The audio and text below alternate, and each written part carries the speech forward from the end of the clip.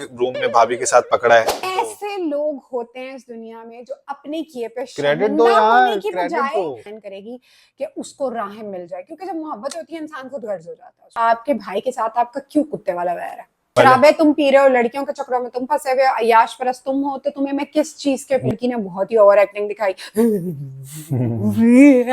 इसीलिए ना बनूं, मेरे पास पैसा है, मेरे बाप का पैसा है, मैं जो मर्जी कर सकता हूँ, क्यों ना? ओवर छिछोरे शोखे बन रहे हैं और आप समझ रहे हैं कि हर कोई मेरे पांव की जूती के नीचे। हालांकि टर्की के तेज जैसा आपका मुंह है, लेकिन फिर भी उसके बावजूद भी इस ड्रामे में आपकी वजह से टर्किश वाइब्स आ रही है। मूड ऑफ करने की जरूरत नहीं है, दो झापड़ पड़ेंगे अभी मूड सही हो जाएगा। अस्सलाम वालेकुम जी, आज हम इश्क जुनून के रिव्यूज करने वाले हैं आप लोगों के साथ। ये जो सीन सा जोड़ा मैंने पहना है और इससे पहले जितने जोड़े आपने देखे हैं इस वीडियो में, उन तमाम को आप ऑर्डर कर सकते हैं शॉप पर जाके, लिंक आपको डिस्क्रिप्शन में मिल जाएगा। तो हम इस ड्रामे के सबसे दबंग जो लड़का है उसको बुलाने वाले हैं, जिसकी वजह से, एक लड़के की वजह से पूरे ड्रामे में बवाल मचा हुआ है और उसकी माँ उसके विलन पने में उसका बहुत साथ दे रही है। तो बिना टाइम जाए किए हम जाते हैं शहरोज को। आज शहरोज। अस्सलाम वालेकुम। वालेकुम सलाम। हालांकि टर्की के तेज जैसा आपका मुंह है, लेकिन फिर भी उसके बावजूद भी इस ड्रामे में आपकी वजह से टर्किश वाइब्स आ रही है। देखें, बात ये है कि पहली बात तो ये है कि आप जो हर इंट्रोडक्शन में आप मेरी बेइज्जती कर देती हैं। पहले तो आप मुझे ये बताएं कि यहाँ पे कोई मेहंदी वेंदी का इवेंट हो रहा है क्या? क्यों, क्या हुआ? ये इतने ये येलो कलर के मेहंदी जैसा ड्रेस पहन के, मतलब ये क्या है?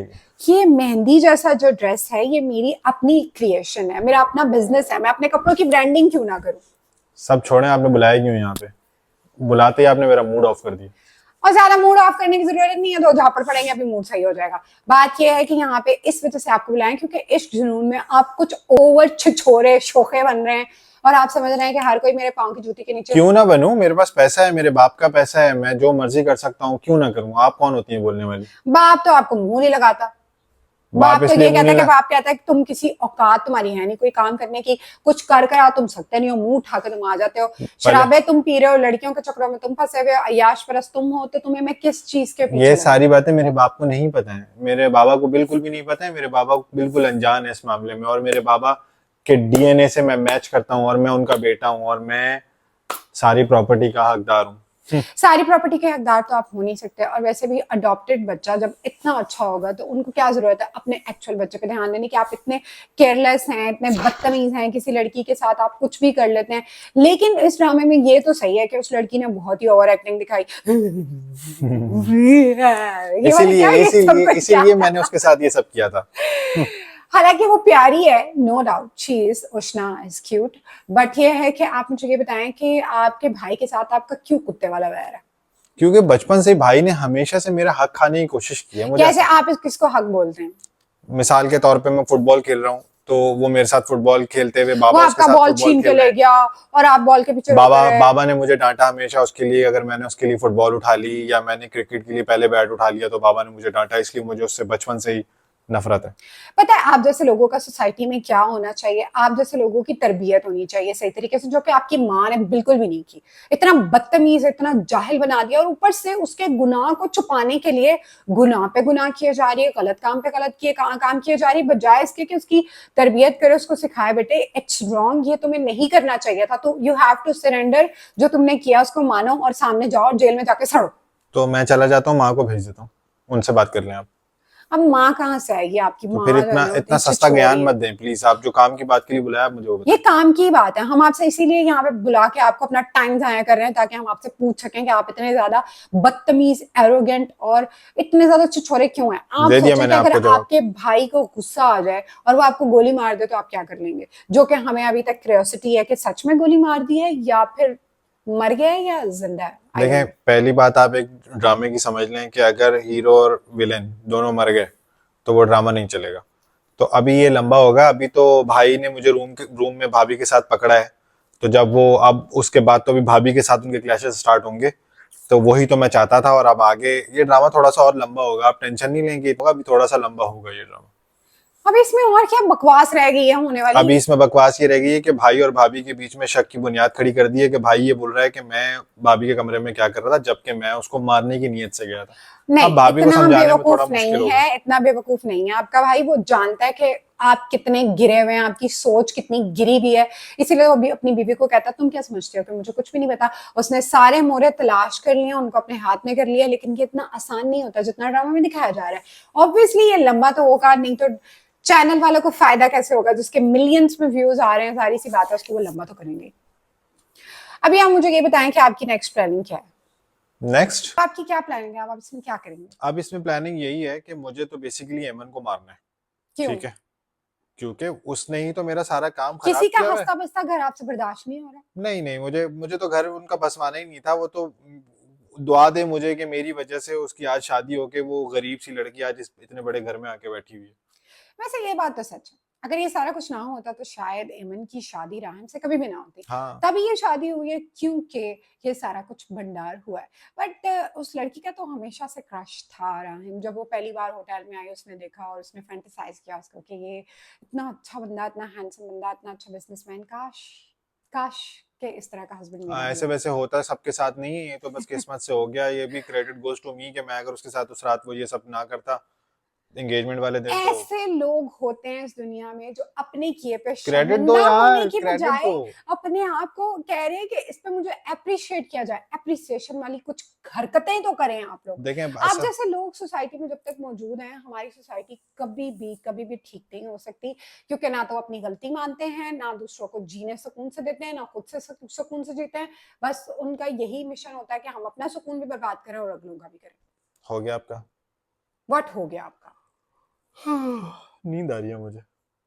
मुझे ये फिजूल हरकतें बिल्कुल नहीं पसंद। आपको मैंने यहाँ सोने के लिए नहीं बुलाया कि मुझे नींद आ रही है। आपके बाप और आपकी माँ आपको गोद में लेके आपके नखरे बर्दाश्त करते होंगे, मैं नहीं कर सकती। आई तो फिर समझ? नहीं करो बर्दाश्त, मैं जाऊं राहिम भाई को भेज दूं, एमन को भेज दूं। राहिम और एमन के साथ बात करने के लिए कुछ ज्यादा खास था नहीं, इसलिए आपको बुलाया, क्योंकि आप ही उसके सबसे एनिमी, अजीब, वर्स्ट और नेगेटिव कैरेक्टर थे, इसलिए वैसे आपको लोग मुझे बुलाया। पसंद कर रहे हैं, चाहे मैं विलन बना हूं लेकिन लोग मुझे पसंद कर रहे हैं, पूछो। ये तो सच है, यू आर हैंडसम, यू, आपकी वजह से पूरे ड्रामे में वाइब्स आ रही हैं, लाइक टर्किश वाइब्स आ रही हैं। ऐसा लगता ही नहीं कि आपका पाकिस्तानी फेस है। ये तो मैंने आपको जब पहली बार उस ड्रामे में देखा था जिसमें फैसल था, उस ड्रामे का नाम क्या है जो बड़ा ही मशहूर हुआ था? आपके दिल की लोग नहीं जानना चाह रहे हैं अभी फिलहाल। नहीं, मेरे दिल की नहीं जानना चाह रहे, बट ही इज हैंडसम।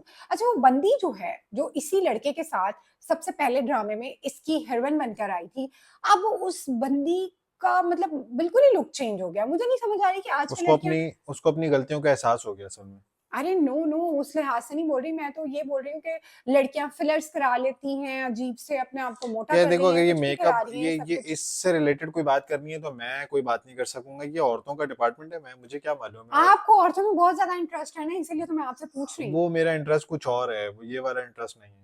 अच्छा, उस लड़की के बारे में आप क्या कहेंगे? वो फ्यूचर में क्या प्लान करिए, क्योंकि वो अब मिल रही है एमन से सी साइड पे और उससे बातें करिए, तो आपको क्या लगता है वो उसका? बेचारी जा रही है, वो अब चली जाएगी कहाँ चली जाएगी? और वापस यूएस अपनी माँ के पास पता जाएगी। नहीं मुझे क्यों ऐसा लग रहा है कि वो जो है ना शहरोज, यानी आपके साथ जो है ना, वो मिलकर कुछ ना कुछ ऐसा प्लान करेगी कि उसको राहें मिल जाए, क्योंकि जब मोहब्बत होती है इंसान खुद गर्ज हो जाता है उसमें। नहीं नहीं, आपने उस लड़की की आंखों में सच्चाई नहीं देखी। आप उसकी आंखों में कैसे घुस गए?